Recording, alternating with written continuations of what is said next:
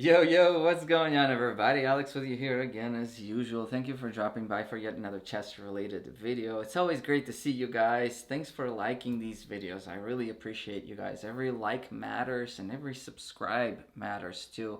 Comments matter as well, so be sure to do your part and like and subscribe on these videos. Anyways, I wanted to take the time today. Hopefully, this video is going to be more or less brief, but I wanted to answer a question that actually has been popping up quite often recently. And that question is, am I selling any of my chess sets? Certainly, it would be reasonable to assume that having acquired so many chess sets, I would probably want to sell some of them off. Because let's face it, I'm only a single person that can only play so many chess games at once. And, I've been sort of accruing these chess sets for a while now, and a lot of them end up being like in storage, and I don't really have the space to be able to showcase these chess sets so much. A lot of them end up being in storage. So most of the chess sets I purchased with my own money, and a lot of them I do realize have some resale value. However, I'm going to kind of talk a little bit about the selling aspects and why maybe I don't necessarily want to sell, or at least I don't necessarily want to ship. I was just talking with a guy yesterday, and he was really interested in some of the chess sets that I might be selling. And well, the truth is, I don't like shipping items. I've sold stuff, like I sold computer parts and laptops and little gadgets and whatnot before, through like eBay and sometimes Facebook Marketplace. Now, I really don't like the idea of shipping because I've had some sort of run-ins with situations where I wasn't really necessarily happy with the way the outcome came about. Let me give you guys an example. I used to have this laptop. This was years ago. The laptop was a well-functioning, very nice performance laptop that I wanted to part with because I've had other computers at the time. So I put it out on eBay, and I make sure I formatted the laptop. Everything's ready to go. Everything's great. And somebody bought it. I shipped it to them. I carefully packaged everything as best as I could with double bubble wrap paper and everything, just to make sure everything was going to be nice and snug. They received the laptop, and then 2 weeks later they're wanting their money back, and then they basically told me that like the laptop came with a cracked screen, and they're super unhappy, and they gave me a bad rating. So it was like, well, maybe you cracked it, I don't know, but how did it crack? Because it was fully functional. And then it's like, okay, well, this is a big disappointment. Maybe they dropped it like on the second day, or maybe it got cracked in shipping. But regardless, it's like, well, that was a very negative outcome, and plus the person now doesn't think well of me. Okay, so as far as chess sets that I have, I mean, sure, there are some chess sets that I'd probably be willing to part with. However, once again, I don't really like the idea of shipping for a couple of reasons. One is from the idea of, I mean, I'm a family man. I kind of respect my family's privacy, so I don't necessarily like to air out like my address necessarily. Not even that. It's just that, once again,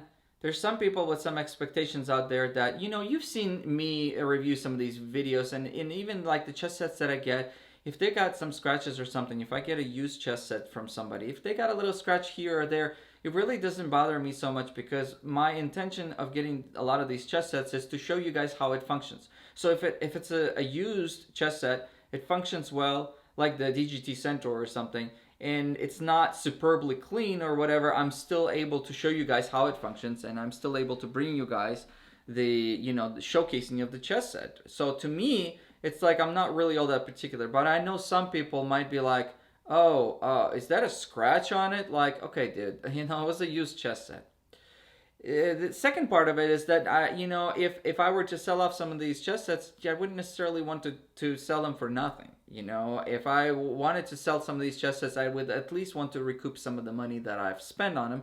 And some of these chess sets are like $600-700. So part of the reason why I don't necessarily even sell nowadays is because in the local market where I am, it's like, well, there's really no need for, or people don't really necessarily want chess sets, period. I'm competing with the same market where people are basically selling checkers and combined chess sets from like Walmart. And one time I was selling a chess set that Which one was I selling? I think I was trying to sell the Zagreb. As much as I liked it, I was having too many chess sets at the time. And I put it on one of my really nice board, the Elm Bird's Eye Maple Superior Traditional board that retails for like $400. Now, the Zagreb itself, I think I purchased it for like 120, and I think I was selling it for about 100 or so.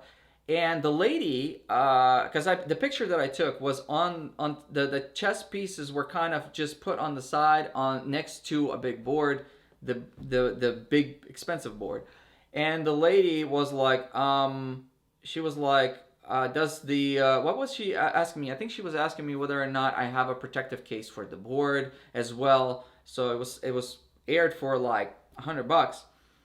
And then I was like, "What do you mean a protective case for the board? Like, I'm not selling the board. It's just for the pieces." She got angry. She was just like, "Well, you should have indicated that the board does not come included." It's like I was gonna say, "Lady, this board is like $400. It's just in the background, in the back." Like, I mean, I guess, but some people get really angry, especially people that don't like realize the value of some of these chess sets. They'll can get pretty disrespectful when you're having to deal with them, and I don't necessarily want to do that. I also don't want to necessarily get in a situation where people are like, "Oh yeah, we like purchased your chess set and we have such a reputation of you because you are Alsu Chess, and we have this chess set and it's got scratches on it." Because even though I store all my chess sets and I have them in a pretty good condition, most of them, there might be a scratch on a board here or there. I'm an okay person with that, but some people might not be. Okay, so that might be the reason why I don't necessarily want to ship out anywhere. It's just too much of a hassle for me, and I have the space. I can keep some of these chess sets.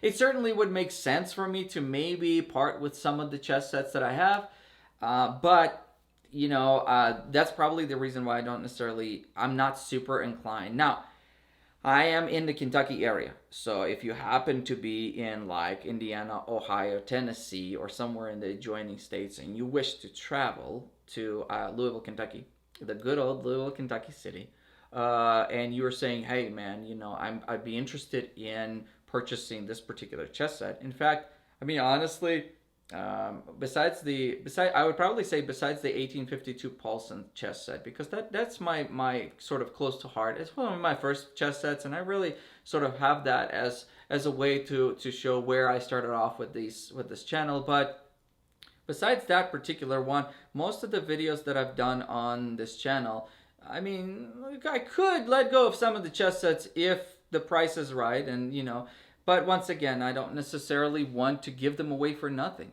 I had one guy that was actually wanting to purchase, what was it, the Queen's Gambit chess set. The Queen's Gambit inspired chess set was like $200, brand new. Literally, I had it stored very neatly. There was no scratches on it. It was practically brand new.